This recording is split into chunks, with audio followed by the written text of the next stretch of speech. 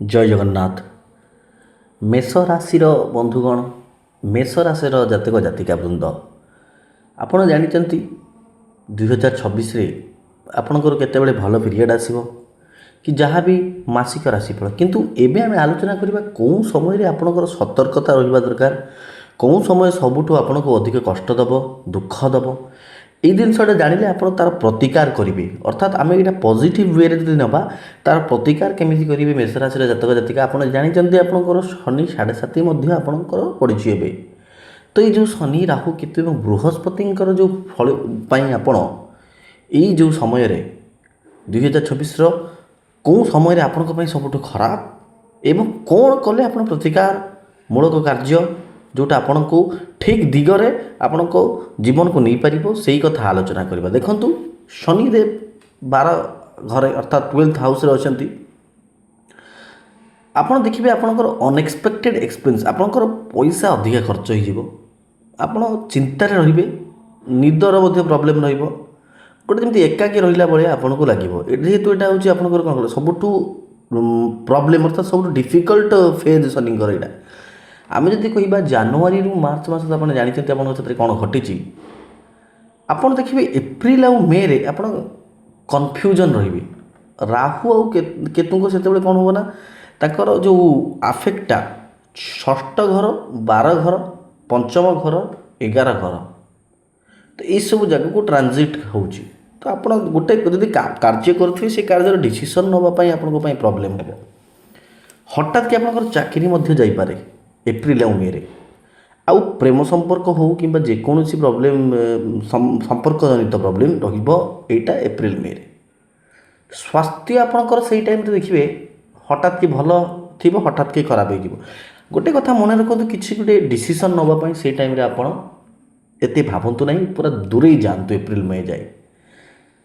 ତାପରେ ଯଦି 2026ରେ ଆମେ ଆଉ ଗୋଟେ କଥା କରିବା, ଶନି ସେତେବେଳେ ବକ୍ରି ହେଇଯିବେ, ରାହୁଙ୍କ ଇନଫ୍ଲୁଏନ୍ସରେ ଆସିଯିବେ।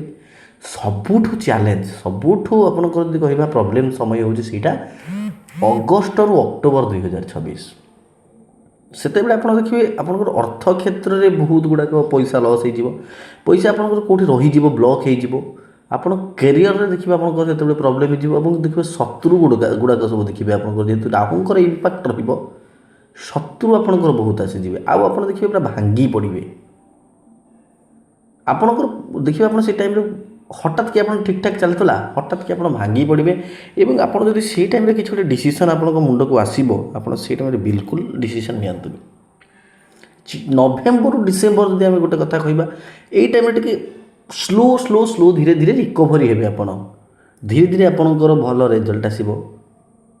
ପୁରୁଣା ଭୁଲ ଯଦି ଆପଣ କିଛି କରିଥିବେ, ଆପଣ ତା'ର ତ ଫଳ ପାଇବେ, କିନ୍ତୁ ଆପଣ ସେ ଜିନିଷଟାକୁ ମଧ୍ୟ ଆପଣ ନିଶ୍ଚିତ ଭାବେ ଆପଣ ଜାଣିପାରିବେ। ସତ କଥା ଯଦି ଆମେ କହିବାକୁ ପଡ଼ିବ, ଅଗଷ୍ଟରୁ ଅକ୍ଟୋବର ଆଉ ଏପ୍ରିଲ ମେ, ଏଇ ଯେଉଁ 4 ମାସ ଆପଣ ନିଶ୍ଚିତ ଭାବରେ ଜଗି ଯାଆନ୍ତୁ। ଆପଣ ଗୋଟେ କଥା ଜାଣିଛନ୍ତି, ଶନି ସର୍ବଦା କର୍ମ ଫଳ କର୍ମ ଅନୁସାରେ ଦିଅନ୍ତି। ଏଠି କ'ଣ ହେବ ନା, ଆପଣଙ୍କର ଅଗଷ୍ଟ ଅକ୍ଟୋବରରେ ଶନି ବକ୍ରି ହେଇକରେ, ବକ୍ରି ଅର୍ଥାତ୍ କ'ଣ କହିଲେ, ଆପଣଙ୍କର 7.5 ପଡ଼ିଛି। ସିଏ ଯେଉଁ ସ୍ଲୋ, ମାନେ ଏମିତି ତ ସ୍ଲୋ ଶନିଦେବ ବହୁତ ସ୍ଲୋ ଚାଲନ୍ତି, କିନ୍ତୁ ଯେତେବେଳେ ବକ୍ରି ହେଇଗଲେ ଶନି ଆହୁରି ସ୍ଲୋ ଚାଲିବେ। ଅର୍ଥାତ୍ ଆପଣଙ୍କୁ ସେ ଆହୁରି କଷ୍ଟ ଦେବେ, ଯେହେତୁ ରାହୁଙ୍କ ଇନଫ୍ଲୁଏନ୍ସରେ ସେ ଆସିଯିବେ। ସବୁଠୁ କ୍ରିଟିକାଲ୍ ପିରିୟଡ଼ ଆପଣଙ୍କର ସେଇଟା ହେଇଯିବ। କାହାକୁ ଆପଣ ଭୁଲରେ ଯଦି ପଇସା ଦେଇଥିଲେ, ସେ ପଇସା ଆପଣଙ୍କର ଆଉ ଆସିବନି ସେ ଟାଇମ୍ରେ। ସେଇ ଟାଇମ୍ରେ ଆପଣ ଆପଣଙ୍କର କର୍ମଚାରୀ, ଉପରସ୍ଥ ଲୋକ, ଏମାନଙ୍କ ସାଥିରେ ଲାଗନ୍ତୁ ନାହିଁ। ଅର୍ଥାତ୍ ଏମାନଙ୍କ ସାଥିରେ ସର୍ବଦା କଳହ କି କିଛି ଗୋଟେ ପ୍ରୋବ୍ଲେମ୍ ଆପଣଙ୍କର ଯଦି ହେବ, ତାଙ୍କ ସାଥିରେ ଆପଣ ଦୂରେଇକି ରହିଯାଆନ୍ତୁ। ଯାହା ହେଉଛି ଭଗବାନ ସେଇଟା କରିବେ। ଆଉ ଶୁଣନ୍ତୁ, ଆପଣ ଋଣ କରିବା ଏସବୁ ଜିନିଷ ଟିକେ ଅଟକି ଯାଆନ୍ତୁ। ଅଗଷ୍ଟ ଅକ୍ଟୋବରରେ ଭୁଲରେ ନୁହଁ, ମୁଁ ଏପ୍ରିଲ ମେ କଥା ବି କହୁଛି। ଆପଣ ଦେଖିବେ ସର୍ବଦା ଆପଣଙ୍କ ମୁଣ୍ଡରେ ଚାଲିବ କେମିତି କ'ଣ ପଇସା ଇନକମ୍ କରିବେ, ଆପଣଙ୍କର ଏଇଟା ଇନକମ୍, କିନ୍ତୁ ଆପଣଙ୍କର ସେଇଟା ହେବନି। କାହିଁକି ଆପଣ 6ଠ 12 5ମ 11, ଷଷ୍ଠ ଭାଗ ହେଉଛି ଆପଣଙ୍କର ରୋଗ, ଋଣ, ଶତ୍ରୁ। ଏଇଠି ରାହୁ କେତୁଙ୍କର ଇଫେକ୍ଟ ରହିଗଲା, ତ ରୋଗ ଋଣ ଆପଣଙ୍କର ରହିବ, ଶତ୍ରୁ ବଢ଼ିବେ। 5ମ 11 କ'ଣ, 5ମ 11 ହେଉଛି ଆପଣଙ୍କର ପ୍ରେମ, ଜ୍ଞାନ, ପୂର୍ବଜନ୍ମ। 11 ହେଉଛି ଆପଣଙ୍କର ଇଚ୍ଛା, ଯେଉଁଟା ଆପଣ କରୁଛନ୍ତି ସେଇଟା ପାଇବେ ନା ପାଇବେନି।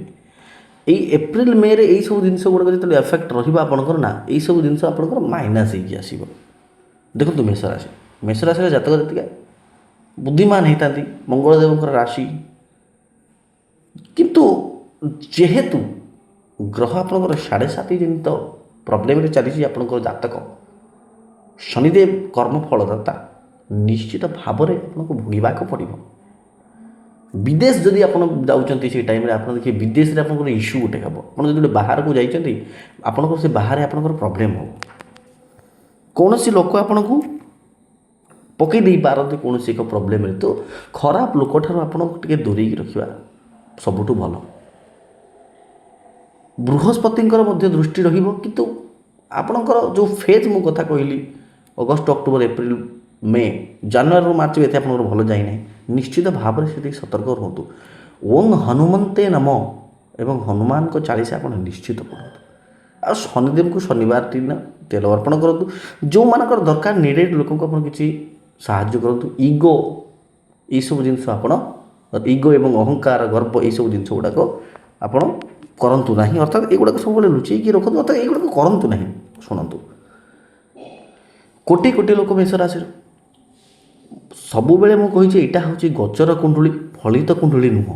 ଗୋଚର କୁଣ୍ଡଳୀରେ ଆମେ ଆପଣଙ୍କର ଟ୍ରାନଜିଟ୍ ୱାଇଜ୍ କହୁଛୁ, ବହୁତ ଲୋକଙ୍କର ଏମିତି ଜିନିଷ। ଯଦି ନିଜର ଆକ୍ୟୁରେଟ୍ ପ୍ରେଡିକ୍ସନ୍ ଆପଣ ଜାଣିବାକୁ ଚାହୁଁଛନ୍ତି ତାହେଲେ ଆପଣଙ୍କ ଜାତକର କେଉଁ ଗ୍ରହ କେଉଁ ଅବସ୍ଥାରେ ଅଛି ଆମକୁ ଦେଖିବାକୁ ପଡ଼ିବ। ତା ପାଇଁ ଆପଣ କ'ଣ କରିବେ? କଲ୍ କରିବେ ଆମକୁ। ଆପଣଙ୍କୁ ଆପଏଣ୍ଟମେଣ୍ଟ ବୁକ୍ କଲା ପରେ ଆପଣଙ୍କୁ ଗୋଟେ ଟାଇମ୍ ଦିଆଯିବ। ଆପଣଙ୍କ କୁଣ୍ଡଳୀର ପୁରା ସମ୍ପୂର୍ଣ୍ଣ ବିସ୍ତୃତ ବିବରଣୀ ରେମେଡ଼ି ସହ ଦିଆଯିବ। ସ୍ୱଳ୍ପ ପରିମାଣର ଦେୟ, ଯେହେତୁ ବହୁତ ଜଣ ଫୋନ୍ କରୁଛନ୍ତି ସେଇ କାରଣ ପାଇଁ। ଆଉ ନିଶ୍ଚିତ ଭାବେ ଦେଖିବେ ତାପରେ ଆପଣଙ୍କର କ'ଣ ଲାଇଫ୍ରେ ଉନ୍ନତି ହେଉଛି। ଜୟ ଜଗନ୍ନାଥ।